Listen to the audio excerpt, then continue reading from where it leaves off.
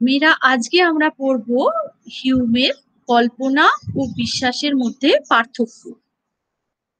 অর্থাৎ হিউম কল্পনা বলতে কি বুঝাচ্ছেন আর বিশ্বাস বলতে কি বুঝাচ্ছেন, আর এদের মধ্যে কিভাবে পার্থক্য করছেন, আর তিনি এই প্রসঙ্গটা হঠাৎ করে এখন আনলেনই বা কেন। এর আগের চ্যাপ্টারে আমরা পড়লাম হচ্ছে অভ্যাস, এবং আমরা বুঝতেই পারছি এই সবটাই হচ্ছে আসলে হিউমের ওই কার্যকারণ সম্বন্ধকে বোঝানোর জন্য। হিউম বোঝাতে চাইছেন যে কার্যকারণ সম্বন্ধ আসলে দুটি ঘটনার নিয়ত সংযোগ ছাড়া আর কিছুই নয়, এবং দুটো ঘটনাকে বারবার দেখে বারবার প্রত্যক্ষ করে আমাদের সেই সম্বন্ধে একটা অভ্যাস তৈরি হয় যে আমরা তখন একটি ঘটনাকে দেখে অপর ঘটনাকে প্রত্যাশা করি। এই অবধি হিউম বুঝিয়েছেন, এবং হিউম এটাও বলেছেন যে বস্তুস্থিতি সংক্রান্ত যুক্তির ভিত্তি কার্যকারণ সম্বন্ধ, কার্যকারণ সম্বন্ধ সংক্রান্ত যুক্তির ভিত্তি হচ্ছে অভ্যাস, তাহলে বস্তুস্থিতি সংক্রান্ত যুক্তির ভিত্তিও মানসিক অভ্যাস ছাড়া আর কিছুই নয়। আচ্ছা, এবার আজকে আমরা দেখব কল্পনা ও বিশ্বাস প্রসঙ্গে হিউম কি বলছেন। আচ্ছা, এখন হিউম বিশ্বাস বলতে বোঝেন প্রধানত বস্তুস্থিতি ও প্রকৃত সত্তায় বিশ্বাস। হিউমের মতে, আচ্ছা, আহ বস্তুত বস্তুস্থিতি ও বস্তুর অস্তিত্ব কি করে বিশ্বাস উৎপাদন করে তা ব্যাখ্যা করতে গিয়েই তিনি বিশ্বাসের স্বরূপ প্রসঙ্গে আলোচনায় প্রবৃত্ত হয়েছেন। হিউমের মতে এই জাতীয় বিশ্বাসের মূলে আছে অভ্যাসজাত প্রত্যাশা।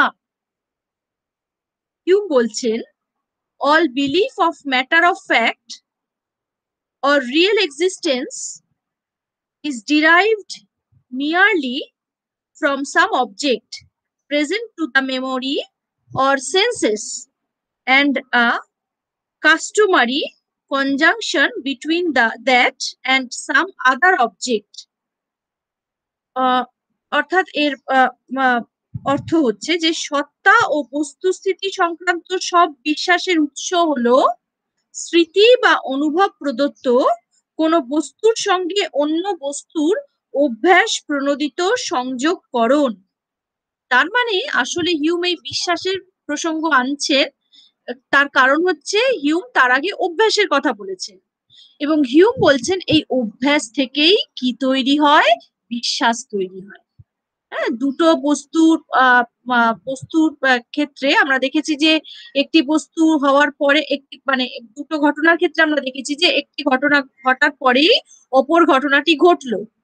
এই তার ফলে আমাদের মন একটা মানে আমাদের মানসিক একটা অভ্যাস তৈরি হয় যে এইটা ভাবার যে এই ঘটনাটি ঘটার পরেই অন্য ঘটনাটি ঘটবে। এবং এই অভ্যাসের মূলে কি রয়েছে, হিউম বলছেন এই অভ্যাসের মূলে রয়েছে বিশ্বাস। এই জন্যই হিউম আসলে বিশ্বাসের প্রসঙ্গটা আনছেন।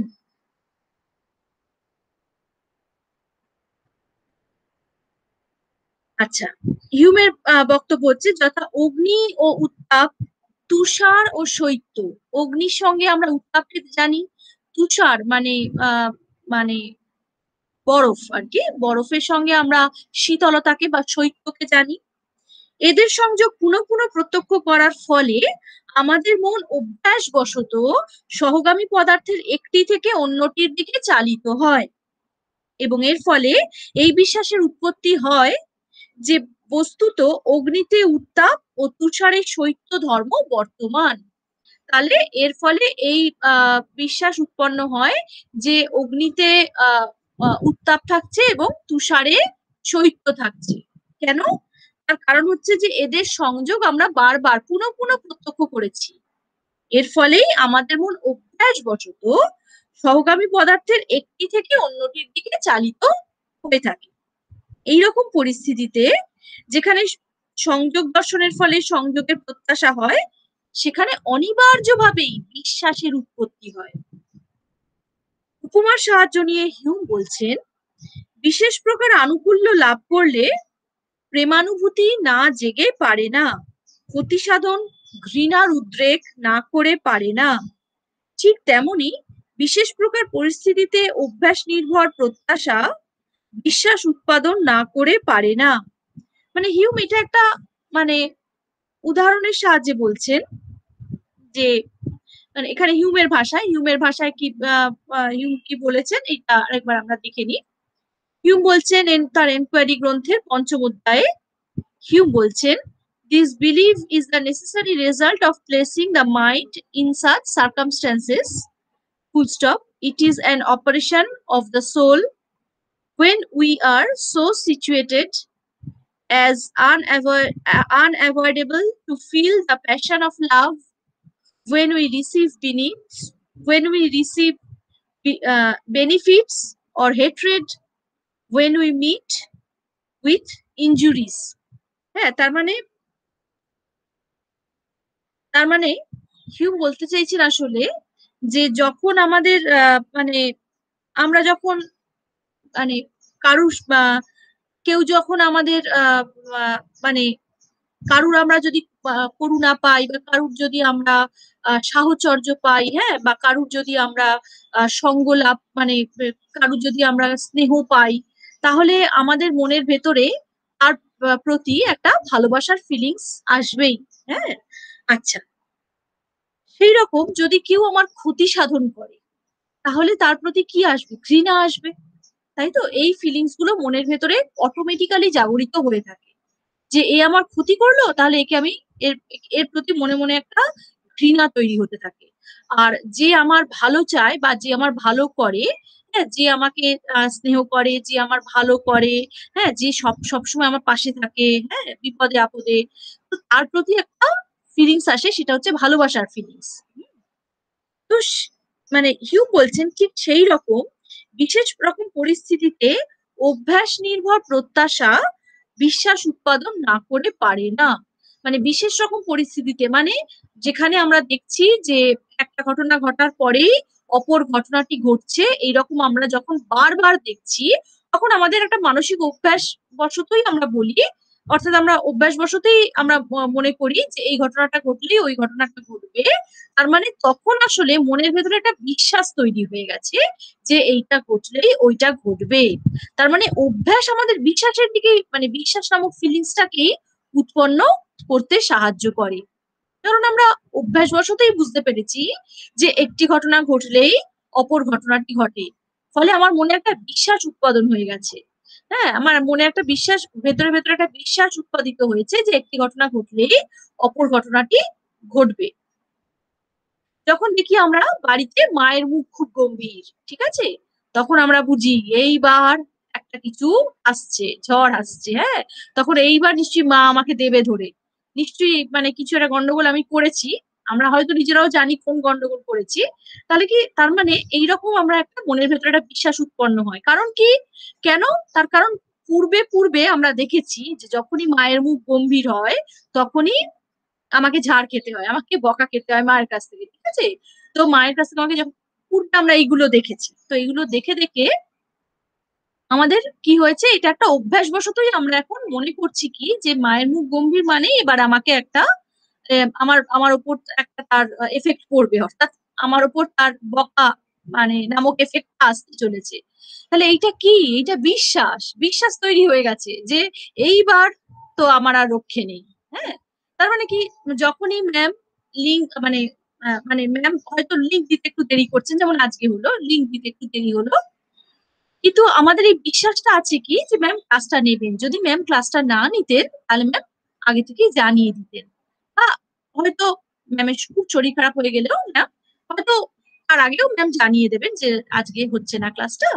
হ্যাঁ, কারণ আমি জানি মেয়েরা ওয়েট করবে, কারণ তোরাও জানিস যে ম্যাম ওয়েট করবে, সরি মানে ম্যাম জানেন যে আমরা ওয়েট করব, তোরা এটা বিশ্বাস করছিস। তাহলে কি, তাহলে মানে এটাও তোদের বিশ্বাস রয়েছে যে ম্যাম লিঙ্ক ঠিকই দেবেন, দেরি হলেও ম্যাম লিঙ্ক দেবেন। কারণ আমরা দেখেছি যে ম্যাম যখন বলেছেন ক্লাস নেবে, তার মানে ম্যাম ক্লাসটা নেবে। কারণ আমরা অতীতে দেখেছি যে এরকমই হয়েছে যে ম্যাম আগে থেকে বলে দিয়েছেন যখন ম্যাম ক্লাস নেবে, তার মানে ম্যাম ক্লাস নিয়েছেন। তাহলে এখন আমি অভ্যাসবশত এটা ধারণা করে নিচ্ছি অভ্যাসবশত এটা আমার মানে আমি বুঝতে পারছি যে ম্যাম অলরেডি আগে থেকে বলে দিয়েছেন, গতকালই ম্যাম বলে দিয়েছেন যে ম্যাম আজকে এই সময় ক্লাস নেবেন, তাহলে ম্যাম এই সময় ক্লাস নেবেন, দেরি হলেও ম্যাম ক্লাস নেবেন। ঠিক আছে, তাহলে অভ্যাসবশতই এটা আমরা একটা মনের ভেতরে একটা এই বিশ্বাসটা উৎপন্ন হয়ে যাচ্ছে, তখন অভ্যাসবশতই বিশ্বাসটা উৎপন্ন হচ্ছে যে দেরি হলেও ম্যাম ক্লাসটা নেবেন। ঠিক আছে, তার মানে কি হিউম বলছেন যে অভ্যাস থেকেই আসছে আসলে বিশ্বাস। হ্যাঁ, তাহলে সেটাই হিউম বলতে চাইছেন যে এই কথা ঠিক যে কোনো কোনো বিশ্বাসের মূলে থাকে যুক্তি বা বুদ্ধির প্রণোদনা, কিন্তু এমন বিশ্বাস আছে যা যুক্তি বিচার বিবেচনার ধার ধারে না, এইসব হলো স্বাভাবিক বিশ্বাস। যেমন বাহ্য জগতের অস্তিত্বে বিশ্বাস, বস্তুস্থিতি বা বস্তুর অস্তিত্বে আমাদের যে বিশ্বাস তার সবই বুদ্ধি বিচার বিবেচনার উপর নির্ভর করে না। তা এভাবে দেখানো যায়, একটা উদাহরণ দিয়ে বলা হচ্ছে যে ধরা যাক কাউকে এই প্রশ্ন করা হলো, কেন তুমি বিশ্বাস করো যে বস্তুস্থিতিটি এমন।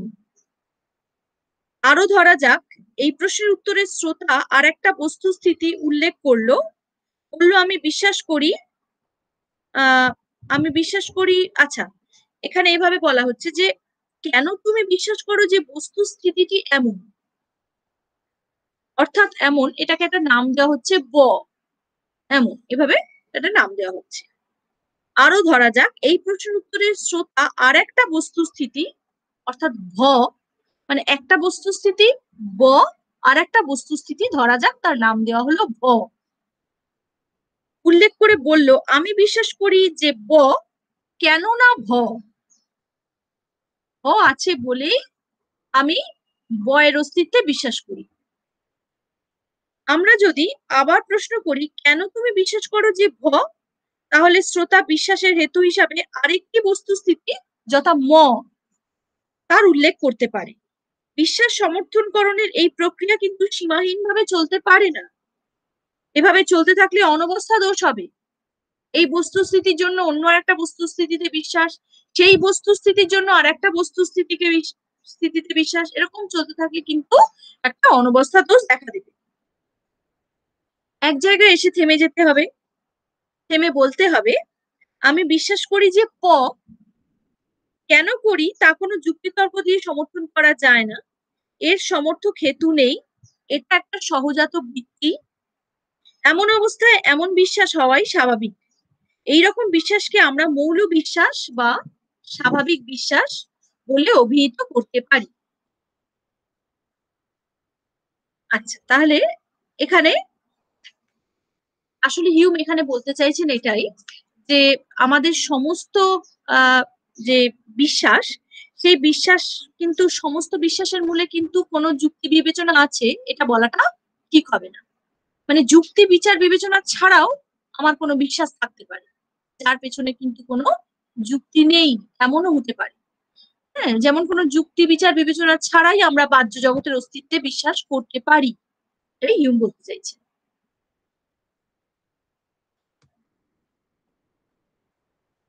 এইবার আসছে হিউমের বিশ্বাস এবং কল্পনার প্রভেদ বা পার্থক্যতে। বিশ্বাস ও কল্পনার মধ্যে কি পার্থক্য? একথা বলা যায় না যে বিশ্বাস ও কল্পনার পার্থক্য বা পার্থক্যের হেতু হলো এই যে এমন বিশিষ্ট কোনো ধারণা আছে যা কল্পনাতে যুক্ত হয় না কিন্তু বিশ্বাসে যুক্ত হয়। বলা যায় না এই ধারণাটির অভাব থাকে বলে এই ভাবনাধারা নিছক কল্পনা, আর ওই ভাবনাধারার সঙ্গে যুক্ত হয় বলে তা বিশ্বাসে উন্নীত হয়। এই ব্যাপারে কল্পনা ও বিশ্বাসের মধ্যে কোনো পার্থক্য নেই। হিউমের ভাষায়, হিউম তার এনকোয়ারি গ্রন্থের 5th অধ্যায় বলছেন, it lies not merely in any particular idea which is annexed to such a conception as commands our assent and which is wanting to every known fiction. এখন হিউম তাহলে বলছেন যে তাহলে আমরা কিভাবে কল্পনা এবং বিশ্বাসের মধ্যে পার্থক্য করব। হিউমের মতে বিশ্বাস ও কল্পনার মধ্যে যে পার্থক্য, তার মূলে আছে একটি বিশেষ বোধ বা অনুভূতি। বিশ্বাসের ক্ষেত্রে এই বোধ বা অনুভূতি হয়ে থাকে, কিন্তু কল্পনার ক্ষেত্রে এই বোধ বা অনুভূতি থাকে না। তাহলে বিশ্বাস আর কল্পনার মধ্যে পার্থক্যের মানদণ্ডটা কি, মানে কিসের বেসিসে আমরা বলবো যে একটা বিষয়কে আমরা বিশ্বাস বলবো আর একটা বিষয়কে আমরা কল্পনা বলবো? আমরা বলবো যে বিশ্বাসের ক্ষেত্রে একটা বিশেষ ধরনের মানসিক অনুভূতি বা বোধ কাজ করে, কিন্তু কল্পনার ক্ষেত্রে ওই বিশেষ ধরনের বোধ বা অনুভূতি থাকে না। The difference between fiction and belief, fiction মানে কল্পনা, বিলিফ মানে বিশ্বাস আমরা জানি। তো হিউম বলছেন the difference between fiction and belief lies in some sentiment or feeling. হ্যাঁ, মানে কোনো না কোনো অনুভূতি বা বোধের ওপরে নির্ভর করছে এদের পার্থক্যটা। which is annexed to the latter, not to the former. আচ্ছা, কোনো ভাবনাধারায় এই অনুভূতি যুক্ত হলে তবেই তা বিশ্বাসে উন্নীত হয়, আর তা না হলে ওই ভাবনা দ্বারা কেবল কল্পনার স্তরেই থেকে যায়। অবশ্য এই বোধ বা অনুভূতি আমার ইচ্ছার উপর নির্ভর করে না, এবং খুশি মতো এই অনুভূতি আমি সৃষ্টিও করতে পারি না। এইরকম অনুভূতি বিশ্বাসে থাকে এবং কল্পনায় থাকে না বলেই এদের মধ্যে পার্থক্য করা যায়, নতুবা বিশ্বাস ও কল্পনার মধ্যে কোনো ভেদ থাকতো না। হিউম এটা মনে করেছেন, কেননা এমন কোনো বস্তুস্থিতি নেই যার বিরুদ্ধে কল্পনা করা যায় না। তার মানে কি? তার মানে আমরা একটা বিষয় তো জানি যে বস্তুস্থিতি মানেই কি, তার বিরুদ্ধ বিষয়টা কল্পনা করা যায়। হ্যাঁ, আমরা যখন ধারণার সম্বন্ধ বিষয়ক বাক্য পড়েছিলাম, আমরা সেখানে কি জেনেছিলাম? ধারণার সম্বন্ধ বিষয়ক বাক্যের বিরুদ্ধ বাক্য কল্পনা করা যায় না, কিন্তু বস্তুস্থিতি সংক্রান্ত বাক্যের বিরুদ্ধ বাক্য কল্পনা করা যায়। কেমন? তার মানে কি, তার বিরুদ্ধ বাক্যটা কল্পনা করা যায়।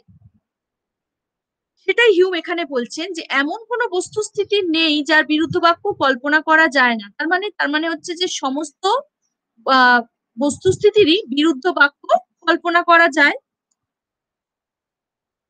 তাহলে বিশ্বাস আর কল্পনার মধ্যে পার্থক্যটা কোথায় হলো? পার্থক্যটা এখানেই হলো যে বিশ্বাসের ক্ষেত্রে একটা বিশেষ ধরনের ফিলিংস বা অনুভূতি বা বোধ কাজ করে, কল্পনায় সেটা থাকে না।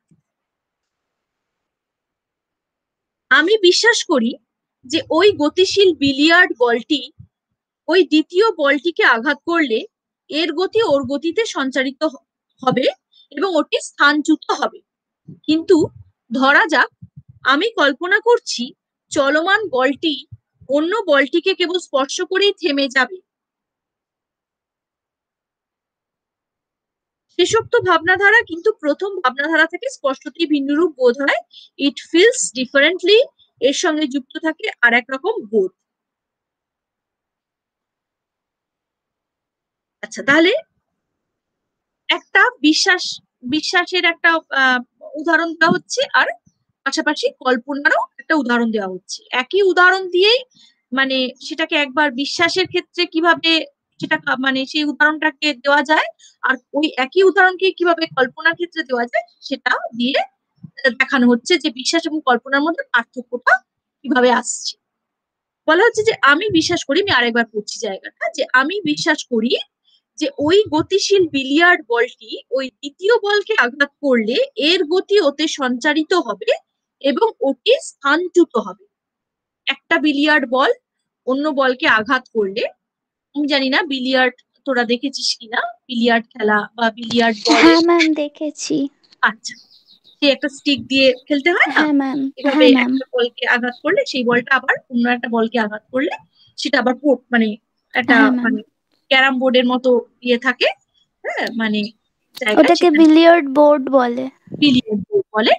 তো সেখানে সেভাবে খেলতে হয়, সেখানে একটা বল আর একটা বলকে আঘাত করলে আমরা মানে এখানে সেইটা দিয়ে উদাহরণ দেওয়া হচ্ছে যে ওই গতিশীল বিলিয়ার্ড বলটি, আমি বিশ্বাস করি যে ওই গতিশীল বিলিয়ার্ড বলটি ওই দ্বিতীয় বলকে আঘাত করলে এর গতি ওতে সঞ্চারিত হবে এবং ওটি স্থানচ্যুত হবে। একটা বল আর একটা বলকে আঘাত করলে এই বলটার গতি ওই বলটাতে সঞ্চারিত হলো এবং অন্য যে বলটা আছে ওই বলটা স্থানচ্যুত হলো, সে তার জায়গা থেকে সরে গেল। এটা আমি বিশ্বাস করি। হ্যাঁ, এটা আমরা বললাম। কিন্তু ধরা যাক আমি কল্পনা করছি যে চলমান বলটি অন্য বলটিকে কেবল স্পর্শ করেই থেমে গেল। একটা বল, চলমান বল, সে অন্য বলটাকে স্পর্শ করে থেমে গেল। আচ্ছা, এটা আমি কল্পনা করতে পারি। তো হিউম বলছেন যে, হিউমের ভাষায়, we can go no further than assert than believe than assert that belief is something felt by the mind which distinguishes the idea of the judgment from the fictions of imagination. আচ্ছা, অর্থাৎ বিশ্বাস হলো অনুভবের বিষয়, এমন কিছু যা মন অনুভব করে। এ কিছু এ কিছু অনুভব দিয়েই অবধারণের ধারণাকে কল্পনার অবাস্তবতা থেকে পৃথক করা যায়। এই সম্পর্কে এই ছাড়া আর কিছু বলা যায় না। তার মানে কি, কল্পনা একটা, মানে কল্পনার ব্যাপারটাকে বলা হচ্ছে সেটা অবাস্তব। অবাস্তব মানে বলা হচ্ছে যে সেটার কোনো বাস্তব ভিত্তি নেই।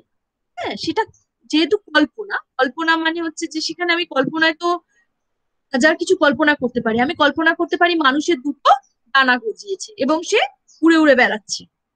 এরপরে যে বাচ্চারা জন্মাবে তারা দুটো ডানা নিয়ে জন্মাবে এবং তারা উড়ে উড়ে বেড়াবে। আমি তো এরকম কল্পনা করতেই পারি, কল্পনা করতে তো কোনো অসুবিধা নেই, ঠিক আছে না? তো কিন্তু বিশ্বাসের ক্ষেত্রে কি হচ্ছে? বিশ্বাসের ক্ষেত্রে যেটা হচ্ছে যে, হিউম বলছেন যে বিশ্বাস হচ্ছে অনুভবের বিষয়, এমন কিছু যা মন অনুভব করছে এবং এই এই ফিলিংস দ্বারাই, বিশ্বাসের একটা বিশেষ প্রকার ফিলিংস রয়েছে যার দ্বারাই তাকে কল্পনা থেকে আলাদা করা যাচ্ছে। তারপরে হিউম বলছেন যে, যে বোধ বা অনুভূতি, মানে এখানে ফিলিংস এর কথাই বলছে, যে বোধ বা অনুভূতি থাকার ফলে কোনো ভাবনাধারা বিশ্বাসে পরিণত হয় আর না থাকার ফলে তা কল্পনার স্তরেই থেকে যায়, তার লক্ষণ দেওয়া সহজ নয়, হয়তো সম্ভবও নয়। যে ব্যক্তির শৈত্যবোধ হয়নি, শৈত্য মানে শীতলতা, বা ক্রোধ নামক আবেগের সঙ্গে যার পরিচয় হয়নি, তাকে কি শৈত্য বা ক্রোধের স্বরূপ বোঝানো যাবে? মানে যে ব্যক্তির শীত শীত শীতলতার সঙ্গে অনুভব, মানে কোনোদিন আগে পরিচয় হয়নি, বা যে ব্যক্তি কোনোদিন রাগ কি তা জানি না, তাকে কি সেটা বোঝানো যায়? হিউমের সেই মুদ্রণ ধারণার জায়গাতেই আমরা আবার যেন ফিরছি, তাই না? হিউম কি বলেছিলেন, যার যে বিষয়ে মুদ্রণ হয়নি তার সেই বিষয়ের ধারণাও হবে না। কেমন? হিউম যেন অনেকটা সেই রকমই বলছেন যে, যে যে যে ব্যক্তির শীতলতার কোনোদিন বোধই হয়নি, তাকে কি শীতলতা কি জিনিস, তাকে সে সে কি সেটা বুঝবে? বা যে কোনোদিন কোনোদিন রাগ বলে কি, রাগ কাকে বলে, সে যদি কোনোদিন না দেখে বা না জানে বা নিজেও যদি না কোনোদিন করে থাকে, তাহলে কি সে তার স্বরূপকে বুঝবে? ঠিক সেই রকম, যে বোধ বা অনুভূতির উপস্থিতি হেতু কোনো ভাবনাধারা বিশ্বাসে পরিণত হয় আর যার অনুপস্থিতি হেতু তা কল্পনাই থেকে যায়, তার লক্ষণ দেওয়া হয়তো সম্ভব নয়।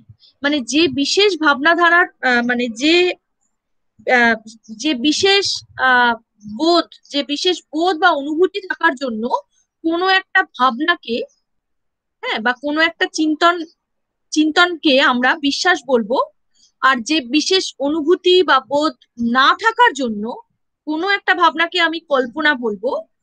এই মানে হিউম বলতে চাইছেন যে এইভাবে আমি, আহ মানে আমরা তো এইভাবে বিশ্বাস আর কল্পনার পার্থক্য তো করলাম, কিন্তু আলাদা করে বিশ্বাস কাকে বলে, কল্পনা কাকে বলে, এইভাবে সংজ্ঞা দেওয়াটা খুব কঠিন হয়ে পড়ে।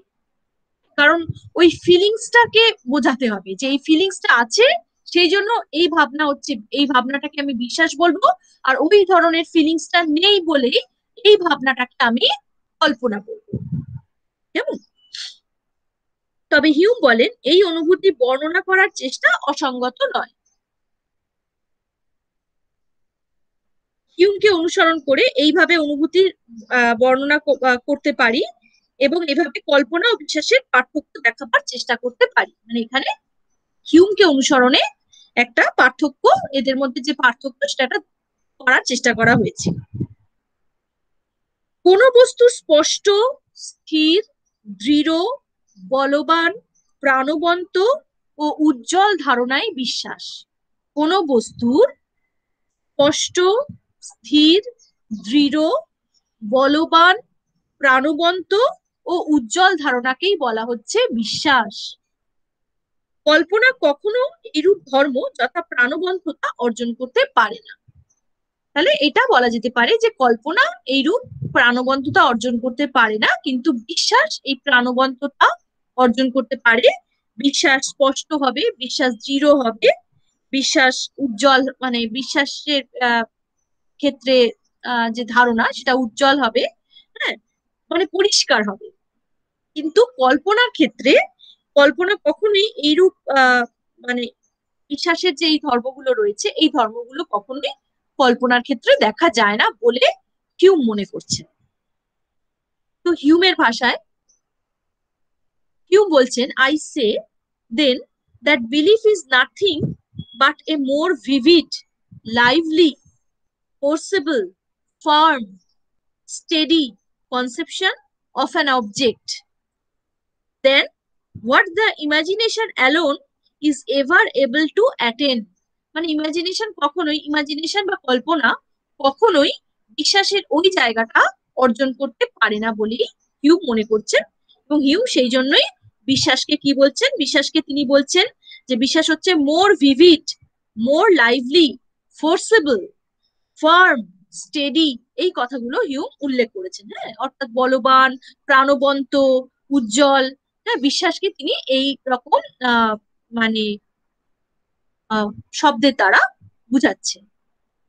বিশ্বাস নামক ধারণাটাকে এরকম তিনি শব্দের দ্বারা বুঝাচ্ছেন। হ্যাঁ, অবশ্যই মেয়েদের মনে হতেই পারে যে ম্যাম এই তো মুদ্রণের জায়গাটাতেও আমরা, মানে মুদ্রণের যেন কাছাকাছি কথাই বলছে নিয়ম। হ্যাঁ, অনেকটাই সেরকম ভাবেই যেন বলছে নিয়ম, যে মুদ্রণকেও আমরা কি দেখেছিলাম যে মুদ্রণও অনেক বেশি উজ্জ্বল, অনেক বেশি প্রাণবন্ত, হ্যাঁ, সেখানে ধারণা অনেক কম উজ্জ্বল, কম প্রাণবন্ত, এভাবে তিনি মুদ্রণ আর ধারণার পার্থক্য করেছিলেন। অনেকটা যেন কাছাকাছি ভাবে তিনি যেন মানে বিশ্বাস আর কল্পনার পার্থক্য করছে।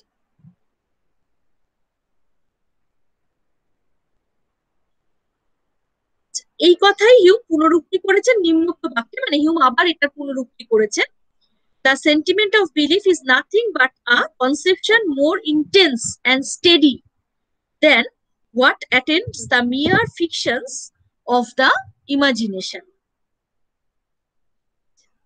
মানে বিশ্বাস একটা বোধ, মানে বিশ্বাস একটা ফিলিংস, যে ভাবনা ধারা কল্পনা বলে বর্ণিত হয় তার চেয়ে অনেক বেশি তীব্র ও সুস্থিত, মানে হচ্ছে অবিচল, মানে স্থির, অনেক বেশি তীব্র, কল্পনার থেকে অনেক বেশি তীব্র, অনেক বেশি স্থির, অনেক বেশি শক্তিশালী বিশ্বাস নামক এই বোধটি। তাহলে বিশ্বাসের এই ফিলিংস যে, তাহলে বিশ্বাসের যে ফিলিংস রয়েছে কল্পনার ক্ষেত্রে সেই ফিলিংস এর অভাব আছে, এটাই বলতে চাইছে।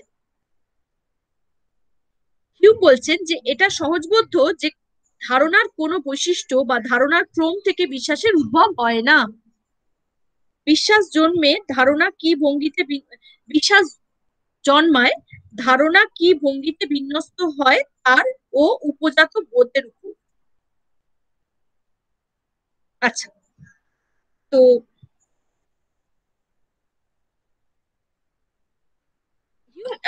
একথা আরো বলছেন যে আমি স্বীকার করছি ওই বোধ বা অনুভূতি, মানে এখানে বিশ্বাস নামক অনুভূতির কথা হিউম বলছেন, বা ধারণাকরণের ভঙ্গির স্বরূপ কি তা নিখুঁতভাবে ব্যাখ্যা করা সম্ভব নয়। তার মানে হিউম মানে ধারণার এই বিশ্বাস নামক যে ধারণা যেটা রয়েছে সেই বিশ্বাস নামক ধারণার যে প্রকৃত স্বরূপটা সেটাকে তিনি ব্যাখ্যা করতে পারছেন না, এ কথাও হিউম বলছেন। I confess that it is impossible perfectly to explain this feeling or manner of conception। বলছেন যে এটাকে পুরোপুরি ভাবে আমি ব্যাখ্যা করতে পারবো না, বা এটা আমার পক্ষে ব্যাখ্যা করা সম্ভব নয়। এখন হিউমের প্রশ্ন হচ্ছে যে তাহলে মানে হিউম এটাই আমাদের কাছে বলছেন এখন যে বিশ্বাসের উৎপত্তিটা তাহলে কিভাবে হয়। এই প্রশ্নের উত্তর দিতে গিয়ে হিউম ধারণার অনুষঙ্গের প্রসঙ্গ উত্থাপন করেছেন। মেয়েরা নিশ্চয়ই মনে আছে, আমরা অলরেডি আগের আগের কোনো এক সময় আমরা ধারণার অনুষঙ্গ পড়েছি, অনুষঙ্গ সূত্র পড়েছি। সেই অনুষঙ্গ সূত্রগুলোতে যে ব্যাপারের কথা বলা হয় সেগুলো কি কি না, সাদৃশ্য, সন্নিধি আর কার্যকারণ সম্বন্ধ।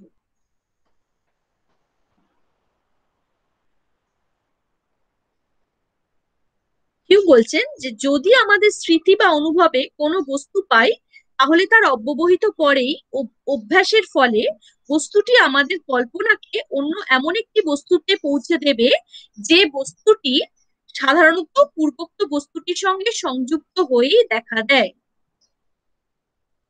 প্রশ্ন হচ্ছে, এভাবে অনুষঙ্গ নিয়মে এক বস্তু থেকে অন্য বস্তুতে পৌঁছালেই কি বিশ্বাস উৎপন্ন হয়? তার মানে হিউম এখন আমাদের জানাতে চাইছেন যে বিশ্বাসের উৎপত্তিটা কিভাবে হয়। তো হিউম সেক্ষেত্রে ধারণার অনুষঙ্গের কথা উল্লেখ করলেন। এখন প্রশ্নটা এটাই যে অনুষঙ্গ নিয়মের দ্বারা এক বস্তু থেকে অন্য বস্তুতে পৌঁছালেই কি বিশ্বাস উৎপন্ন হয়? অনুষঙ্গ নিয়মের মাধ্যমে আমরা জানি যে সাদৃশ্য নিয়মের মাধ্যমেও আমরা একটা বস্তুর সঙ্গে অন্য বস্তুর সাদৃশ্য আগে দেখেছি, তখন আমাদের একজনকে দেখলেই অপরজনের কথা মনে পড়ছে। বা সন্নিধি যে অনুষঙ্গ নিয়ম, অর্থাৎ নিকটবর্তিতা, যে দুটো বিষয় পরস্পরের কাছাকাছি রয়েছে, তখন আমার একটা বিষয়কে দেখে অন্য বিষয়ের কথা মনে পড়ে। হ্যাঁ, যেমন ধরা যাক, যদি আমরা বলি যে 1905 সালে কি কি ঘটনা ঘটেছিল। হ্যাঁ, তো 1905 সালের মধ্যে যে ঘটনাগুলো ঘটেছিল তাদের মধ্যে পরস্পর সেই সমস্ত ঘটনাগুলোর মধ্যে সন্নিধি রয়েছে, নিকটবর্তিতা রয়েছে। তখন আমার একটা ঘটনার কথা মনে হলেই অপর ঘটনার কথা মনে করতে পারি। ঠিক আছে না? তো এভাবে আহ প্রশ্নটা এটাই যে যদি আমাদের স্মৃতি বা অনুভবে কোনো বস্তু পাই, তাহলে তার অব্যবহিত পরেই অভ্যাসের ফলে বস্তুটি আমাদের কল্পনাকে অন্য এমন একটি বস্তুতে পৌঁছে দেবে, যে বস্তু সাধারণত পূর্ব বস্তুটির সঙ্গে সংযুক্ত হলেই দেখা দেয়। আচ্ছা, প্রশ্ন হলো, এইভাবে অনুষঙ্গ নিয়মে এক বস্তু থেকে অন্য বস্তুতে পৌঁছালেই কি বিশ্বাস উৎপন্ন হয়? মানে এটাই প্রশ্ন, যে আমাদের মন যখন একটা বস্তু থেকে অপর বস্তুতে পৌঁছে যাচ্ছে, তখনই কি একটা তখনই কি কোনো বিশ্বাস উৎপন্ন হচ্ছে? হিউম বলেন, কার্যকারণ সম্বন্ধের ক্ষেত্রে বিশ্বাস যে উৎপন্ন হয় তা অস্বীকার করা যায় না। হিউমে এখন কার্যকারণ সম্বন্ধের কথায় আসছেন, সাদৃশ্য সন্নিধির জায়গায় না, তিনি একদম কার্যকারণ সম্বন্ধের কথাতেই তিনি আসছেন। তিনি বলছেন যে কার্যকারণ সম্বন্ধের ক্ষেত্রে আমরা যে উদাহরণ নিয়েছিলাম, সেই ঘন কালো মেঘ আর বৃষ্টি হওয়া, আমরা হাজারো উদাহরণ নিতে পারি। হিউম তো অনেক উদাহরণের কথা হিউম বলছেন যে আগুন এবং তার উত্তাপ। আগুন আছে মানেই আমরা জানি তার একটা উত্তাপ থাকবে, তার থেকে আমরা উত্তাপ পাবো। হ্যাঁ, তো আহ বা আগুনে হাত দিলেই আমার হাতটা পুড়বে। আচ্ছা, তো এখন কথা হচ্ছে যে হিউম বলছেন যে কার্যকারণ সম্বন্ধের বেলায় বিশ্বাস যে উৎপন্ন হয় তা অস্বীকার করা যায় না। উৎপন্ন হয়ে থাকে, কারণ আমরা দেখেছি যে পূর্বে পূর্বে আমরা দেখেছি যে যতবারই আমরা আগুনে হাত দিয়েছি আমার হাত পুড়েছে, বা আগুনের কাছাকাছি গেছি তখন আমার উত্তাপ অনুভূত হয়েছে। হ্যাঁ, আমার গরম অনুভূত হয়েছে আগুনের কাছাকাছি যত গেছি। ঠিক আছে, তো এগুলো আমরা পূর্বে পূর্বে দেখেছি। তার মানে কি, তার মানে আমার এইভাবেই আমার বিশ্বাসটা উৎপন্ন হয়েছে যে এখন আমরা জানি যে আমরা যখনই আগুনের কাছে যাব আমার উত্তাপ উত্তাপ অনুভূত হবে, বা আমি যদি আগুনে হাত দিই আমার হাত পুড়বে।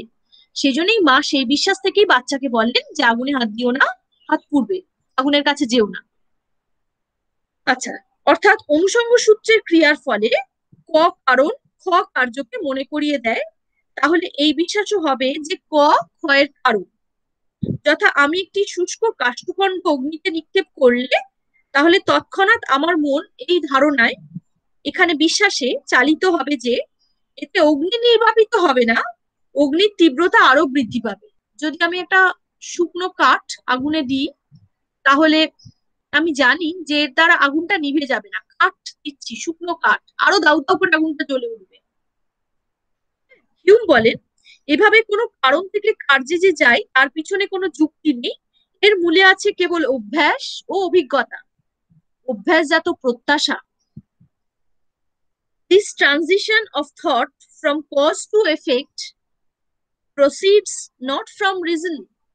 It derives its origin altogether from custom and experience. কেমন? তাহলে হিউম বলছেন যে এভাবে কোনো কারণ থেকে কার্যে যে যাই, যখন আমরা কোনো কারণ থেকে কার্যে যাচ্ছি তখন তার পেছনে কোনো যুক্তি নেই, কি রয়েছে? শুধু রয়েছে অভ্যাস এবং অভিজ্ঞতা এবং অভ্যাসজাত প্রত্যাশা। প্রত্যাশা মানে এখানে বিশ্বাস। তার মানে অভ্যাস এবং অভিজ্ঞতা, অভ্যাস এবং অভিজ্ঞতায় আমরা দেখেছি যে একটা ঘটনা ঘটলে তার সঙ্গে সঙ্গে অন্য ঘটনাটিও ঘটছে। কেমন? দুটো ঘটনাকে আমরা সবসময় পরস্পর পরপর ঘটতে দেখেছি। ফলে অভ্যাসজাত অভিজ্ঞতা যেরকম আমাদের এক্ষেত্রে কার্যকারণ সম্বন্ধের ক্ষেত্রে যেরকম প্রয়োজনীয় হচ্ছে, সেরকম সেই অভ্যাসজাত অভিজ্ঞতার ফলে আমাদের কি তৈরি হয়ে গেছে? একটা প্রত্যাশা বা একটা বিশ্বাস তৈরি হয়ে গেছে যে এটা ঘটলেই ওটা ঘটবে। হিউম বলেন, কার্যকারণ সূত্র সম্বন্ধে যে কথা বলা হলো, এখন হিউম এটা বলছেন, কার্যকারণ সূত্র সম্বন্ধে যে কথা বলা হলো অন্য দুটি অনুষঙ্গ সূত্র সম্বন্ধেও সেই কথা খাটে। মানে সন্নিধি ও সাদৃশ্যের ফলেও বিশ্বাস উৎপন্ন হয়, এটাও এখন হিউম বলছেন। তাহলে হিউম বলছেন কার্যকারণ সম্বন্ধের ক্ষেত্রে বিশ্বাস উৎপন্ন হয়, এটা তো আমরা জানি, আমরা দেখতেও পেলাম, আমরা দেখতে পাইও। সেরকম সন্নিধি এবং সাদৃশ্যের ফলেও কিন্তু বিশ্বাস উৎপন্ন হয়। বিশ্বাস ও বিশ্বাসের বিষয় সম্পর্কে কথা বলতে গিয়ে হুম বলেছেন, here is a kind of pre established harmony between the course of nature and the succession of our ideas. প্রাকৃত জগতে ঘটনাধারা ও আমাদের ভাবনাধারার মধ্যে একটা পূর্বস্থাপিত সামঞ্জস্য বর্তমান।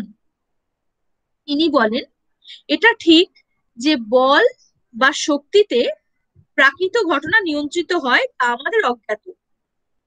তবু একথা স্বীকার করতে হবে যে প্রাকৃত জগতের ঘটনা শৃঙ্খল আমাদের ভাবনাধারার বিশ্বাসের মধ্যে একটা আনুরূপ্য দেখা যায়। তিনি বলেন, অভ্যাসই এই আনুরূপ্যের নিয়ন্তা।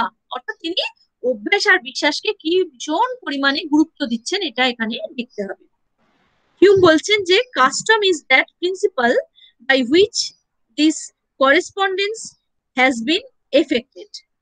স্পষ্টতই অভ্যাস বলতে বুঝতে হবে ক ও ক্ষয়ের মধ্যে সাদৃশ্য, সন্নিধি বা কার্যকারণ সম্বন্ধ লক্ষ্য করার ফলে ক দেখলেই খ প্রত্যাশা করার প্রবণতা। ক দেখলেই আমি খকে প্রত্যাশা করছি।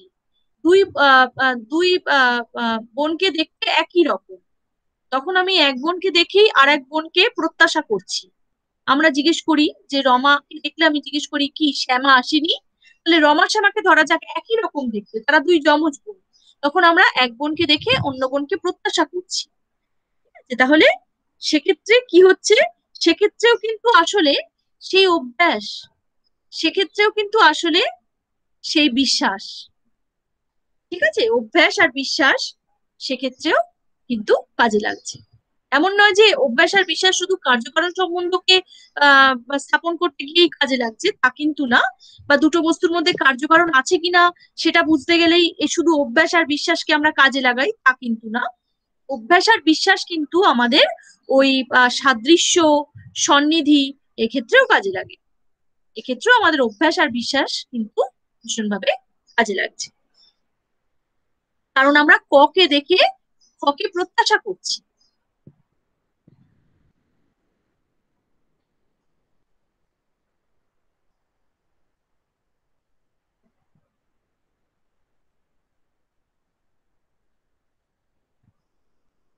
আমরা পূর্বে দেখেছি যে যখনই কোনো বড় যুদ্ধ হয়েছে, যখনই কোনো আহ দুই দেশের মধ্যে বা অনেকগুলো দেশের মধ্যে যখন যুদ্ধ লেগেছে, যুদ্ধ হয়েছে, তারপরেই হয়তো দেখা যায় যে মানুষের মধ্যে অনেক খাদ্যাভাব দেখা গেছে। হ্যাঁ, সেই সমস্ত দেশেই, যে দেশগুলোর মধ্যে যুদ্ধ হয়েছে, তারপরে সেই সমস্ত দেশগুলোর মানুষের মধ্যে খাদ্যাভাব দেখা গেছে। হ্যাঁ, লোকে খেতে পায়নি, এরকম দেখা গেছে। তো এরকম অনেক দিন দেখা গেছে, অনেকবার দেখা গেছে। তো সেটা দেখেই আমরা তখন কি প্রত্যাশা করতে পারি যে যদি আবারও এরকম হয় যুদ্ধ হয় তাহলে কিন্তু আবার খাদ্যাভাব দেখা দেবে, সাধারণ মানুষই মরবে, তাই না? হয়তো আবার মহামারীও দেখা দিতে পারে। কেমন তো এই ধরনের বিষয়গুলো তখন আমরা কি করি না, একটা বিষয়কে দেখে তখন আমরা অন্য বিষয়কে অনুমান করি।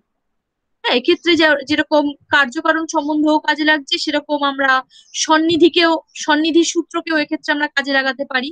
কারণ সন্নিধি সূত্রের দ্বারা কি দুটো ঘটনা পরস্পর কাছাকাছি হচ্ছে সবসময়, এটা হচ্ছে তারপরেই ওটা হচ্ছে। তো এক্ষেত্রে আমরা সন্নিধি সূত্রকেও কাজে লাগাতে পারি, আবার অন্যদিকে এক্ষেত্রে আমরা কার্যকারণ সূত্রকেও কাজে লাগাতে পারি। যে যতবার আমরা দেখেছি যে বিভিন্ন দেশের মধ্যে যুদ্ধ হয়েছে, তারপরেই দেখা গেছে সেই সব দেশের মানে মানে সেসব দেশের অধিবাসীদের মানুষদের মধ্যে খাদ্যাভাব দেখা গেছে। হ্যাঁ, লোকে চাল ডাল রেশন সবেরই ভীষণ অভাব দেখা গেছে, লোকের হাতে পয়সা থাকছে না। হ্যাঁ, তো লোকের খাদ্য থাকছে না ঘরে, এগুলো দেখা গেছে, এবং মহামারীও দেখা যায় অনেক সময়। তো যখনই আমরা একটা ঘটনাকে দেখছি, তখনই তার সঙ্গে সন্নিহিত অপর ঘটনাকেই আমরা প্রত্যাশা করছি। তো এক্ষেত্রে দুটো সূত্রই কাজে লাগছে, একটা কার্যকারণ সূত্র আর একটা সন্নিধির সূত্র। তার মানে এক্ষেত্রেও সেই প্রত্যাশা, সেই বিশ্বাস, সেই অভ্যাস, হ্যাঁ, এই সমস্ত কিছুই কিন্তু এসে যাচ্ছে। হুম যেটা আমাদের বারবারই বোঝানোর চেষ্টা করছেন, যে এই সমস্ত ক্ষেত্রেই কিন্তু আসলে কাজ করে কি সেই মানসিক অভ্যাস।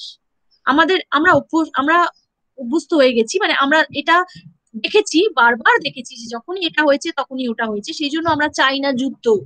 আমরা কখনোই যুদ্ধ চাই না, কারণ যুদ্ধ আলটিমেটলি কখনোই আহ সমাধান দেয় না। হ্যাঁ, কখনোই তাতে শান্তি আসে না, বা সবাই ভালো থাকে না। সেই জন্যই আমরা যুদ্ধকে সবসময় রোধ করতে চাই। কারণ আমরা কি জানি, আমরা দেখেছি যে যুদ্ধ হওয়ার পরে, যুদ্ধের শেষে মানুষের অনেক অসুবিধা দেখা যায়। হ্যাঁ, সাধারণ মানুষের প্রচুর অসুবিধা হয়। তো সেই জন্য আহ মানুষের মৃত্যু হয়। হ্যাঁ, অনাহারে অনাহারে মানুষের মৃত্যু ঘটে। তো এই সমস্ত আমরা দেখেছি, পূর্বে দেখেছি। তো এখন সেই জন্য আমরা সেই দেখে একটা অভ্যাস বশত আমাদের আমাদের একটা বিশ্বাস জন্মেছে, অভ্যাস থেকেই আমাদের এসেছে সেই বিশ্বাস, সেই প্রত্যাশা। এর ফলে আমরা মনে করছি যে এখনো যদি যুদ্ধ হয়, বিভিন্ন দেশের মধ্যে যদি যুদ্ধ বাঁধে, তাহলে আবার সেই অনাহার দেখা দেবে। হ্যাঁ, তো সেটাই আর কি হিউমো সেটা বলতে চাইছেন, যে এক্ষেত্রে আমরা সবসময় একটাকে দেখে আর একটাকে প্রত্যাশা করছি। হ্যাঁ, একটা ঘটনাকে দেখে আর একটা ঘটনাকে প্রত্যাশা করছি।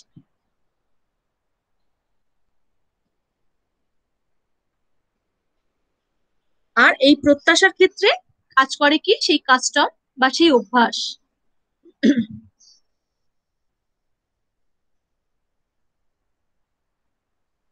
আচ্ছা, হিউম বলছেন যে বিশ্বাস সংক্রান্ত আলোচনার আমরা চলে এসেছি একেবারে শেষের পর্যায়ে। তো শেষের পর্যায়ে তার উপসংহারে হিউম এইটা বলছেন যে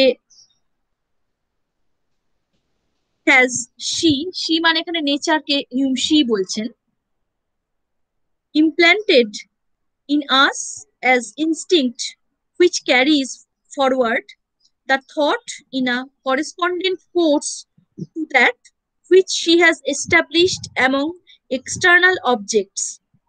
অর্থাৎ এর অর্থ হচ্ছে যে বাহ্য বস্তুর মধ্যে যে সম্বন্ধ, প্রকৃতই যে বস্তুর স্থিতি, আমাদের চিন্তাধারাও যে তা অনুসরণ করে চলে, তার মূলে আছে প্রকৃতি প্রথিত একটা সহজ বৃত্তি বা প্রবণতা। এই বৃত্তিরই অপর নাম বিশ্বাস। কারণ হিউম মনে করছেন কি যে যে সবসময় প্রকৃতিতে আহ সব ঘটনার মধ্যে একটা সামঞ্জস্য থাকবে। এটা একটা একটা নিয়ম, যে প্রকৃতিতে সমস্ত ঘটনার মধ্যে একটা সামঞ্জস্য থাকে। এটা দেখা গেছে যে যখনই আহ আহ, ঘন কালো মেঘ হচ্ছে, তখনই আমরা জানি যে এখন খুব মানে ঝেঁপে বৃষ্টি হবে। তো প্রকৃতিতে একটা এই সমস্ত কিছুর একটা সামঞ্জস্য আমরা লক্ষ্য করি। আমরা দেখেছি যে যখন ভীষণ গরম হচ্ছে, গরমের পরেই আমরা দেখেছি যে তারপরেই আসে বর্ষা। হ্যাঁ, মৌসুম মানে বিশেষ করে এই সিজন চেঞ্জটা আমাদের এই বেঙ্গলে বেশি বিশেষ করে দেখা যায়। আমরা দেখি যে সেখানে মৌসুমী বায়ুর প্রভাবে বর্ষা হচ্ছে, তারপরে বর্ষার শেষে আসে শরৎ, তারপরে হেমন্ত, তারপরে শীত, তারপরে বসন্ত, আবার গরম, আবার গ্রীষ্ম। তো এইভাবে আমরা দেখি যে প্রকৃতির মধ্যে এই চেঞ্জেসটা সবসময় একই রকম থাকে, অর্থাৎ প্রকৃতির এটা আমরা একরূপতা নীতি বলে দেখেছি, তাই না? এটা আমরা পড়েওছি লজিকেও, যখন আমরা পড়েছি যে প্রকৃতি সবসময় একরূপ আচরণ করে, একই অবস্থায় প্রকৃতি সর্বদা একই রূপ আচরণ করে। সেই জন্যই যখনই আমি আগুনে হাত দিই আমার হাত পুড়ে যায়। এমন নয় যে আমি আজকে আগুনে হাত দিলাম আমার হাত পুড়লো কিন্তু কাল পুড়বে না, এরকম নয়। কারণ প্রকৃতি সম অবস্থায় সমরূপ আচরণ করে, এটাই আমরা দেখেছি। তো এই প্রকৃতির একরূপতা নীতিতে তখন আমাদের বিশ্বাস জন্মায় যে প্রকৃতি সম অবস্থায় সমরূপ আচরণ করবে। ঠিক আছে, যখনই জল পান করেছি, যখনই তেষ্টা পেয়েছি, জল পান করেছি, আমার তেষ্টা মিটেছে। ঠিক আছে, আমার শরীরটাও তো একটা প্রকৃতি, তো সেটাও সম অবস্থায় সমরূপ আচরণ করে।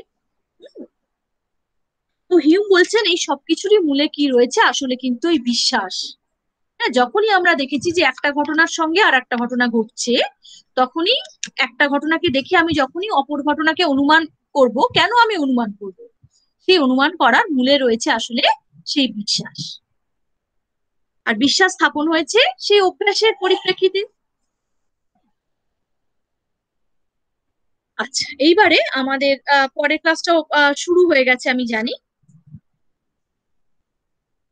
আচ্ছা, এখন এই পরের ক্লাসে আমরা তাহলে বিশ্বাস তত্ত্বের বিরুদ্ধে আপত্তিগুলো কিছু উত্থাপিত হচ্ছে সেইগুলো আমরা একটু দেখি। আচ্ছা, তো হিউমের বিশ্বাস তত্ত্ব সম্পর্কে যে আপত্তি উত্থাপন করা হয়েছে তার দিকে এবারে দৃষ্টিপাত করা যাক।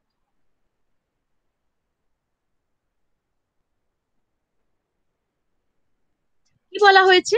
এখানে বলা হয়েছে যে বিশ্বাস বলতে যদি কেবল কোনো অনুভূতি বা অনুভূতির প্রাণবন্ততা, ঔজ্জ্বল্য ইত্যাদি বোঝাতো, তাহলে দুটি বিশ্বাসের মধ্যে তীব্রতার যে পার্থক্য তা হতো কেবল অনুভূতির তারতম্য। অর্থাৎ যে বিশ্বাসে বেশি জোরালো, যে বিশ্বাস বেশি জোরালো, সেই বিশ্বাসের বেলায় আমাদের অনুভূতি হতো বেশি তীব্র, কিন্তু বস্তুত তা হয় না। হিউম যাকে ধারণার সম্বন্ধ সংক্রান্ত সত্য বলে অভিহিত করেন, তার সম্পর্কে যথা 2+2=4 এই বাক্যের সত্যতা সম্পর্কে আমাদের কোনো সংশয় নেই। এই সম্পর্কে আমাদের চূড়ান্ত আস্থা রয়েছে। কিন্তু এই জাতীয় বাক্য এই জাতীয় বাক্য সম্পর্কে আমাদের বিশেষ কোনো অনুভূতি আছে বলে মনে হয় না। তাহলে আপত্তিটা কি আরেকবার ভালো করে বুঝি। কি বলা হচ্ছে এখানে? বলা হচ্ছে যে বিশ্বাস বলতে যদি কেবল কোনো অনুভূতি বোঝাতো, তাহলে দুটি বিশ্বাসের মধ্যে তীব্রতার যে পার্থক্য হতো তা হতো কেবল অনুভূতির তারতম্য। অর্থাৎ যে বিশ্বাস বেশি জোরালো সেই বিশ্বাসের বেলায় আমাদের অনুভূতি হতো বেশি তীব্র, কিন্তু বস্তুত তা হয় না। কেমন?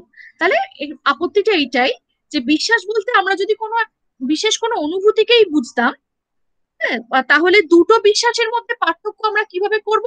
ওই অনুভূতির তারতম্যের ভিত্তিতেই করব, তাই তো? কারণ হিউম যেভাবে আমাদের বলছেন যে বিশ্বাস বলতে আমরা একটা বিশেষ অনুভূতিকে বুঝি, সেই অনুভূতিটা বিশ্বাসে আছে কিন্তু কল্পনায় নেই, তাই কল্পনার থেকে বিশ্বাস আলাদা। এটা তো হিউম বলেই দিচ্ছেন। এখন আমরা দুটো বিশ্বাসের মধ্যে তুলনা কি করে করব? আপত্তি এটাই যে দুটো বিশ্বাসের মধ্যে তুলনা তাহলে আমরা কিভাবে করব? যদি আহ বিশ্বাস বলতে যদি আমরা কেবল অনুভূতিকেই বুঝি, তাহলে আমরা দুটো বিশ্বাসের মধ্যে মানে দুটো বিশ্বাসের মধ্যে তীব্রতার পার্থক্য করব হচ্ছে আহ আহ, অনুভূতির তারতম্যের দিক থেকে আমি দুটি বিশ্বাসের মধ্যে তীব্রতার পার্থক্য করব। হ্যাঁ, আমি বলবো যে এই বিশ্বাসটা আহ আহ, বেশি জোরালো, মানে যে বিশ্বাসটা বেশি জোরালো সেই বিশ্বাসের বেলায় আমাদের অনুভূতি বেশি তীব্র, যে বিশ্বাসটা কম জোরালো সেই বিশ্বাসের বেলায় আমাদের অনুভূতি কম তীব্র, এইভাবে বলবো। কিন্তু বস্তুত কি তাই হয় মেয়েরা? না ম্যাম। তো বস্তুত আসলে কিন্তু সেটা হয় না। হ্যাঁ, কল্পনা আর বিশ্বাসের মধ্যে হিউম একটা পার্থক্য তো করেছেন, সেটা ঠিক আছে, সেটা একরকম পার্থক্য করেছেন যে কল্পনার ক্ষেত্রে মানে বিশ্বাসের ক্ষেত্রে যে ফিলিংসটা কাজ করে, যে অনুভূতিটা কাজ করে, কল্পনার ক্ষেত্রে সেই অনুভূতি নেই।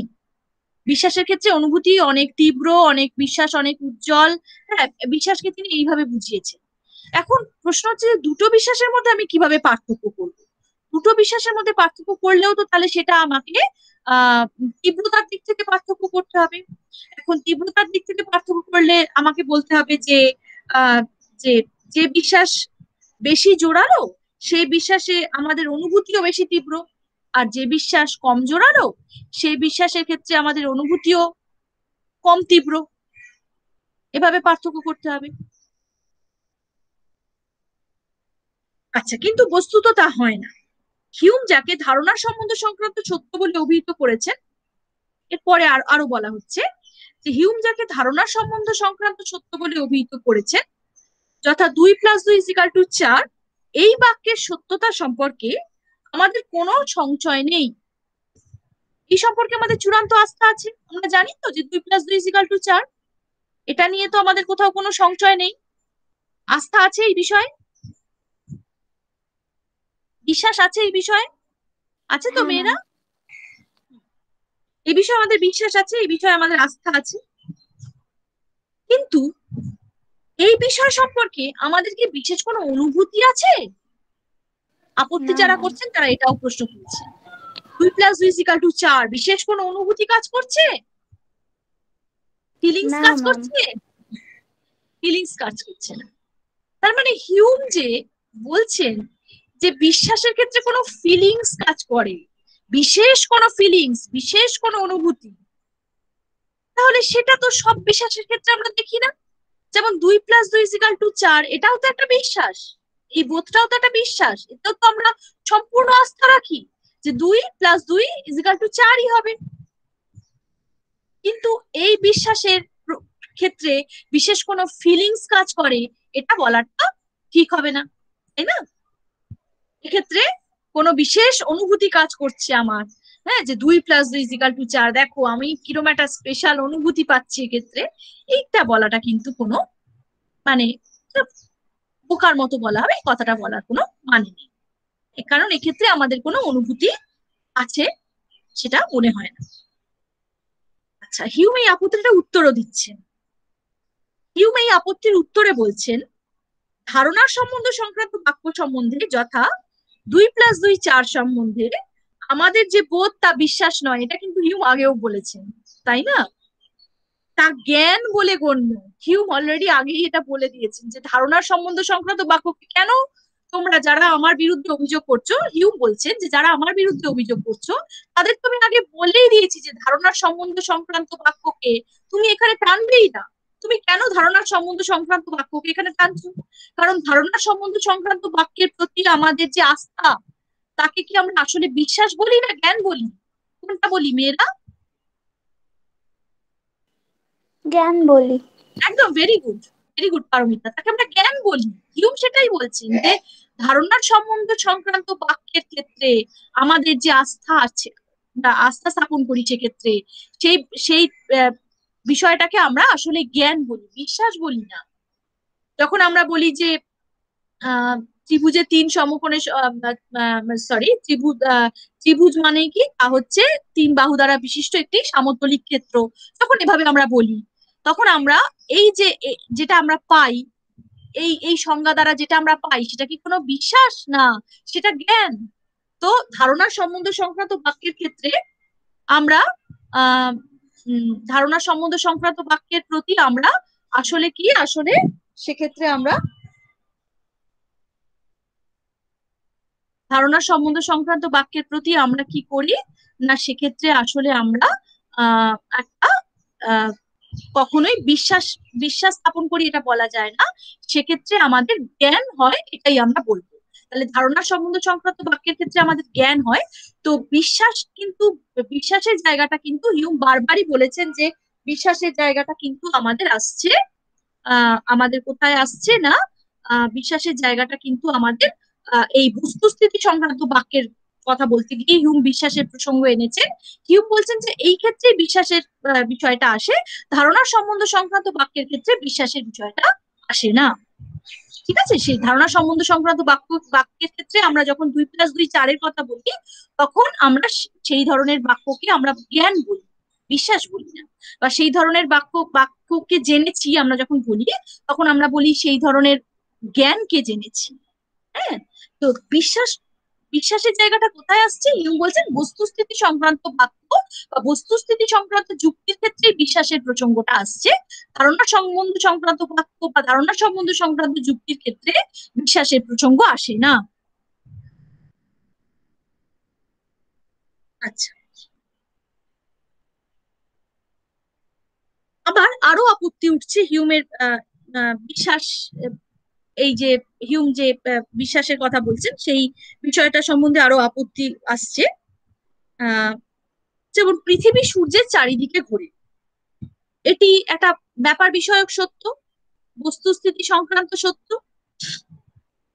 অনুভব বিষয়ক সত্য, এবং এই বাক্যের সত্যতা সম্পর্কে আমাদের কোনো সংশয় নেই। অথচ এই বাক্যে যে বিশ্বাস ব্যক্ত হয় তার সঙ্গে খুব তীব্র অনুভূতি যে যুক্ত তা বলা যায় না। হিউমকে আরো, মানে হিউমের বিরুদ্ধে আরো আপত্তি আসছে, মানে হিউমকে চেপে ধরছেন আরো অনেকে। ঠিক আছে, হিউমকে বলছেন যে দেখো, তুমি ধারণা সম্বন্ধ সংক্রান্ত বাক্যকে না হয় এখান থেকে আলাদা করলে, ভালো কথা, ঠিক আছে, তুমি বস্তুস্থিতি সংক্রান্ত বাক্যেই দেখো। তুমি নিজেই বলেছো বস্তুস্থিতি সংক্রান্ত বাক্যের ক্ষেত্রে কিন্তু এইগুলো বস্তুস্থিতি সংক্রান্ত বাক্য, হ্যাঁ, যেমন যেমন হচ্ছে কি পৃথিবী সূর্যের চারিদিকে ঘোরে, এটাও তো বস্তুস্থিতি সংক্রান্ত বাক্য, কারণ এটাও তো বাস্তব বিষয়ক ঘটনা, তাই তো? এটাও তো বস্তুস্থিতি সংক্রান্ত হ্যাঁ বাক্য। ম্যাম। কিন্তু এই বিষয়ে আমাদের কি কোনো স্পেশাল ফিলিংস কাজ করে? না পৃথিবী ম্যাম, সূর্যের চারিদিকে কেননা ঘুরছে। এটা তো একটা প্রমাণ, জ্ঞান। হ্যাঁ, না, এটা মানে হিউম বলবেন যে এটা ধারণা সম্বন্ধ সংক্রান্ত বাক্য নয়। হিউমের মতে এটা তো তাহলে জ্ঞানও নয়। না। ধারণা সম্বন্ধ সংক্রান্ত বাক্য নয়, এটা তো তাহলে হিউমের মতে জ্ঞানও নয়। না হিউম ম্যাম। এটাকে বাস্তব বিষয় সংক্রান্ত বাক্যই বলছে, এবং অন্যান্যরাও তাই বলছেন, কারণ এটা বাস্তব বিষয়ক একটা সত্য। ঠিক আছে, হ্যাঁ ম্যাম, বাস্তব বিষয়ক সত্য প্রমাণিত বলে সত্য। বিজ্ঞানীরা আমাদের দেখিয়েছেন। ঠিক আছে, বিজ্ঞানে এটা ঠিকই, পারমিতা একদমই ঠিক, এটা বিজ্ঞান আমাদের প্রমাণ করে দেখিয়েছে যে পৃথিবী সূর্যের চারিদিকে ঘোরে। বিজ্ঞানীরা আমাদের দেখিয়েছেন এটা বাস্তব বিষয়ক, আহ, বাস্তব ব্যাপার বিষয়ক একটা সত্য ঘটনা। ঠিক আছে, কিন্তু এই সম্বন্ধে কি আমাদের কোনো ফিলিংস আছে আমি কি বলবো? এটা কি না ইউ ম্যাম। বলছেন যে ঠিক আছে বাস্তব ব্যাপার বিষয়ক সংক্রান্ত ঘটনার ক্ষেত্রে তুমি বিশ্বাসের প্রসঙ্গ আনো, কিন্তু ধারণা সম্বন্ধ সংক্রান্ত ঘটনার ক্ষেত্রে তুমি বিশ্বাসের প্রসঙ্গ আনতে পারো না। বিশ্বাসের প্রসঙ্গ তুমি বাস্তব বিষয় সংক্রান্ত ঘটনার ক্ষেত্রেই কেবলমাত্র আনতে পারো। কিন্তু যখন আমি বলছি যে পৃথিবী সূর্যের চারিদিকে ঘোরে, তখন এই ক্ষেত্রে কি কোনো বিশেষ ফিলিংস কাজ করে আমি বলতে পারি? পারি না। এই ধরনের এই ধরনের যে ঘটনা, এই ধরনের ঘটনার ক্ষেত্রে আমাদের কোনো ফিলিংস কাজই করে এটা আমরা কখনোই বলবো না, কারণ এটা আমরা শুধু জেনেছি এইটুকু আমরা বলবো, আমরা আমাদের বিজ্ঞানীরা এটা জানিয়েছেন, আমরা এটা জেনেছি যে এটা একটা বাস্তব ঘটনা বিষয়ক ঘটনার বিষয় একটা সত্য ঘটনা।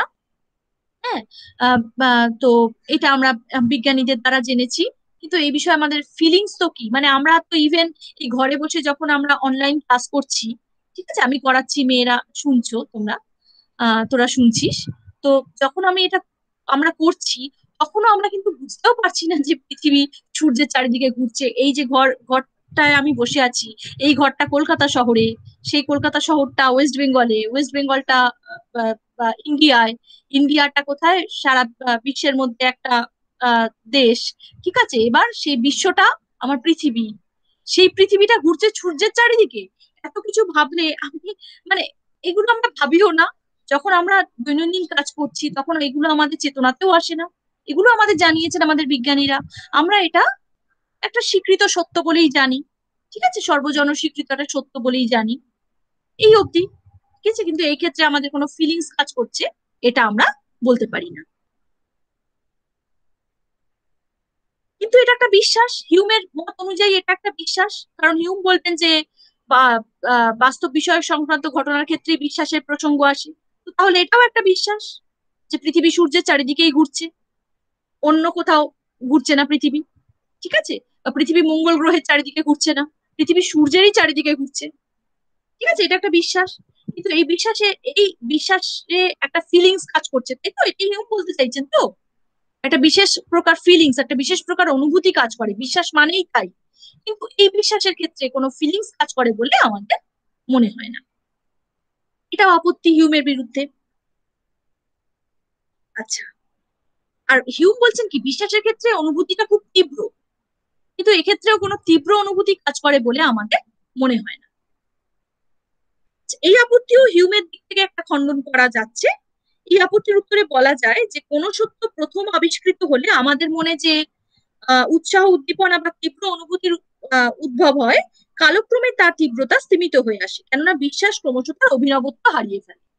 হিউমের দিক থেকে একটা অ্যান্সার আমরা দিতে পারি। হ্যাঁ, সেই অ্যান্সারটা কি? সেই অ্যান্সারটা হচ্ছে যখন প্রথমে কোনো সত্য আবিষ্কৃত হলো, ঠিক আছে, যখন বিজ্ঞানীরা কোনো সত্য আবিষ্কার করলেন, হ্যাঁ, বাস্তব ঘটনা বিষয়ে কোনো সত্য তারা আবিষ্কার করলেন, তখন কিন্তু একটা যে তীব্র অনুভূতি আসে, সেটা অস্বীকার করা যায় না। সেক্ষেত্রে আমাদের একটা উৎসাহ, উদ্দীপনা আসে, হ্যাঁ, সেই বিশ্বাসটা আসে যে বিজ্ঞানীরা একটা নতুন সত্য আবিষ্কার করলেন। হ্যাঁ, তো এই ক্ষেত্রে একটা উদ্দীপনা আসে। কিন্তু যত দিন যায় তত কি হয়, উদ্দীপনাটাও আস্তে আস্তে স্তিমিত হয়ে যায়, আস্তে আস্তে হালকা হয়ে যায়।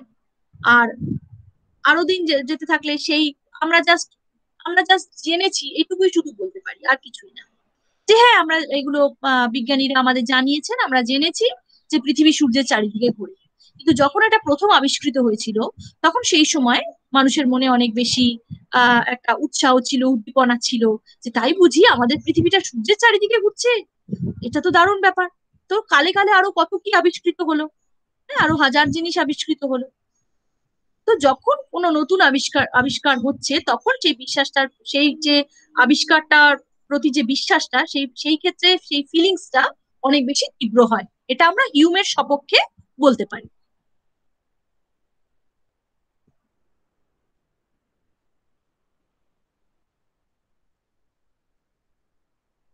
আচ্ছা, আরো একটা আপত্তি আসছে, সেটা কি?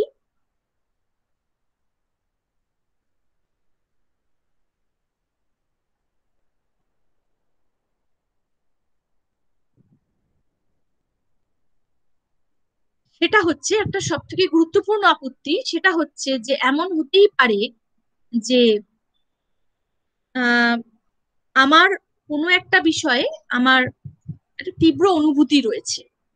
কারণ হিউম এই তীব্র অনুভূতির কথাটাই তো বিশেষ করে বলছেন, বিশ্বাসের ক্ষেত্রে এই তীব্র অনুভূতিটা থাকে, আর কল্পনার ক্ষেত্রে ওই তীব্র অনুভূতিটার অভাব থাকে, তীব্র অনুভূতি থাকে না। তো এমন হতে পারে যে কোনো একটা ক্ষেত্রে আমার একটা তীব্র অনুভূতি রয়েছে, কিন্তু সেই তীব্র অনুভূতির প্রতি আমার কোনো বিশ্বাস নেই। কিন্তু আমার তীব্র অনুভূতি রয়েছে কোনো একটা বিষয়ের প্রতি, খুব তীব্র অনুভূতি, তো সেই তীব্র অনুভূতিতে আমার বিশ্বাস নেই। শুধু আমি কল্পনা করি এটা।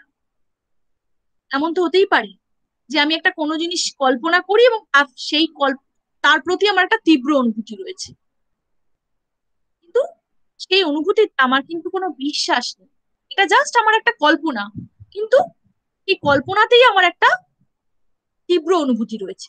যেমন ধরা যাক, কোনো একটা বাচ্চা শিশু সে কল্পনা করে যে পরী বলে কেউ একটা আছে, হ্যাঁ, পরী আছে। সে যদি, কিন্তু সে শিশুটা কিন্তু বুদ্ধিমান শিশু, সে কিন্তু আসলে জানে বা সে বিশ্বাস করে যে আসলে পরী বলে কিছু হয় না। হ্যাঁ, সে এমন তো সে হতে পারে যে মানে সেই তীব্র অনুভূতিটা আসলে আসলে তার ওই কল্পনা, শুধুমাত্র তার ওই কল্পনা স্তরেই রয়ে যায়। ঠিক আছে না? তো সে কল্পনা করে যে পরী তার কাছে আসে, হ্যাঁ, এবং পরীর সাথে সে খেলা করে, এবং সেক্ষেত্রে সে তীব্র একটা অনুভূতি তার কাজ করে। এমন হতেই পারে, কিন্তু সেটা তার জাস্ট কল্পনা। বাস্তবিক বিশ্বাস কিন্তু তার সেটা নয়, বা তার প্রতি, সেই পরীর প্রতি তার কিন্তু আসলে কোনো বিশ্বাস নেই, যেটা শুধু কল্পনার জায়গাতেই রয়েছে। এমন হতে পারে কোনো বুদ্ধিমান শিশু। যদিও শিশুরা নর্মালি যেটা কল্পনা করে, তাতে আবার অনেক সময় দেখা যায় যে কল্পনা তারা যেটা করছে সেটা কিন্তু তারা আবার বিশ্বাসও করে। হ্যাঁ, কল্পনায় যদি তারা কোনো পরীর কল্পনা করে, বা যদি তার মা তাকে কোনো পরীর গল্প বলে, তাহলে কিন্তু সেটা সে বিশ্বাসও করতে শুরু করে যে হ্যাঁ, পরী বলে একজন কেউ আছে। কিন্তু ধরা যাক কেউ, এমন একজন শিশু যে সে পরীর কল্পনা তো করেছে, তার প্রতি তার একটা তীব্র অনুভূতিও আছে, কিন্তু এই বিষয়ে তার কোনো বিশ্বাস নেই। এরকম তো হতে পারে। তাহলে এর উত্তর হিউম কিভাবে দেবেন? তো এই ক্ষেত্রে হিউম, মানে এর উত্তর হিউম দিতে পারবেন বলে মনে করা যাচ্ছে না। হ্যাঁ, তো এর উত্তর আমরা মানে হিউমের দৃষ্টিকোণ থেকে যদি আমরা দেখি, তাহলে এর উত্তর হিউম কিন্তু দিতে পারবেন বলে মনে হয় না। ঠিক আছে মেয়েরা, তাহলে আমরা কি পড়লাম আজকে? আমরা পড়লাম আসলে আজকে হিউম কিভাবে কল্পনা এবং বিশ্বাসের মধ্যে পার্থক্য করেছেন। আসলে হিউম কি করতে চাইছেন? আসলে হিউম কিন্তু বিশ্বাসের জায়গাটাকে প্রতিষ্ঠা করতে চাইছেন। কোথায় প্রতিষ্ঠা করতে চাইছেন? ওই বাস্তব বিষয় সংক্রান্ত বাক্যের ক্ষেত্রে হিউম প্রতিষ্ঠা করতে চাইছেন। তিনি ধারণা সম্বন্ধ সংক্রান্ত বাক্যের ক্ষেত্রে বিশ্বাসের প্রসঙ্গ আনেনি। হ্যাঁ, সমালোচনায় তাকে বলা হচ্ছে ঠিকই, কিন্তু হিউম কিন্তু ধারণা সম্বন্ধ সংক্রান্ত বাক্যের ক্ষেত্রে বিশ্বাসের প্রসঙ্গর কথা বলছেন না। হিউম কিন্তু বিশ্বাসের প্রসঙ্গ কিন্তু সেই বস্তুস্থিতি সংক্রান্ত বাক্যের ক্ষেত্রেই বিশ্বাসের প্রসঙ্গ আনছে।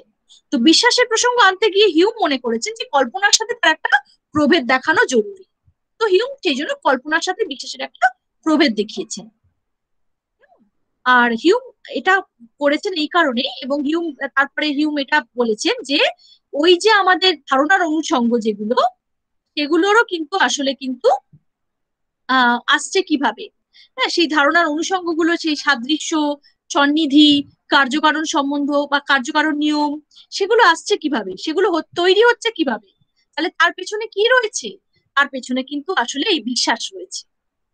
দুটো ঘটনাকে বারবার করে দেখা, দুটো একই রকম ঘটনা মানে একই রকম দেখতে দুই বোনকে আহ দেখে, একজনকে দেখে আর একজনকে আহ আর একজনের আর একজনকে এক্সপেক্ট করা, এইভাবে হিউম বলছেন যে এইগুলোর পেছনে আসলে যাই এগুলো আমরা করি না কেন, তার মানে এগুলো সমস্তটাই কি আসলে এই বাস্তব কি বলে বস্তুস্থিতি সংক্রান্ত যুক্তির ক্ষেত্রেই আমরা এটা করে থাকি, বা বাস্তব বিষয়ক সংক্রান্ত ঘটনাবলীর কে বিচার করতে গিয়েই আমরা এগুলো করে থাকি। তো এগুলো করার পেছনে আসলে কিন্তু যেটা কাজ করে মানুষের, সেটা হচ্ছে ওই বিশ্বাসটা কাজ করে। আর ওই বিশ্বাসটা তৈরি হয় অভ্যাস থেকে। এটা তো হিউম আগেই বলে এসেছেন যে অভ্যাস থেকেই সেই বিশ্বাসটা তৈরি হয়। আর সেই বিশ্বাসটা তৈরি হয় তারপরে সেখান থেকে আমাদের ওই নীতিগুলো আসছে। হ্যাঁ, সেই বিশ্বাস থেকে আমাদের ওই নীতিগুলো তখন আমাদের ওই নীতিগুলো তৈরি হচ্ছে। একটা হচ্ছে সাদৃশ্যের নীতি, একটা হচ্ছে সন্নিধির নীতি, আর একটা হচ্ছে কার্যকারণের নীতি। ঠিক আছে? তো সেই সমস্তটাই আসলে আসছে কোথা থেকে? না, আসলে আসছে সেই বিশ্বাস থেকে। তো সেই জন্য বিশ্বাস বিষয়টার উপরে হিউম এত বেশি গুরুত্ব দিয়েছেন, এবং সেটা বোঝাতে গিয়ে হিউম বিশ্বাসকে কল্পনা থেকে পৃথক করেছেন। কিন্তু যেই মাত্র সেটা করেছেন, তখন হিউমকে বিভিন্ন রকম সমালোচনারও সম্মুখীন হতে হয়েছে। কারণ যদি হিউম শুধু বিশ্বাসে থাকতেন, বা যদি হিউম শুধুই বিশ্বাসের কথা বলতেন, তাহলে যদি তিনি কল্পনার প্রসঙ্গ এখানে না আনতেন, তাহলে হয়তো তাকে এতটা সমালোচনার সম্মুখীন হতে হতো না। কিন্তু হিউম কল্পনার প্রসঙ্গও এনেছেন, ফলে তাকে বিভিন্ন রকম সমালোচনারও সম্মুখীন হতে হয়েছে। ঠিক আছে মেয়েরা, বোঝা হ্যাঁ গেছে? ম্যাম, বুঝতে পেরেছি। হ্যাঁ ম্যাম। হ্যাঁ ম্যাম।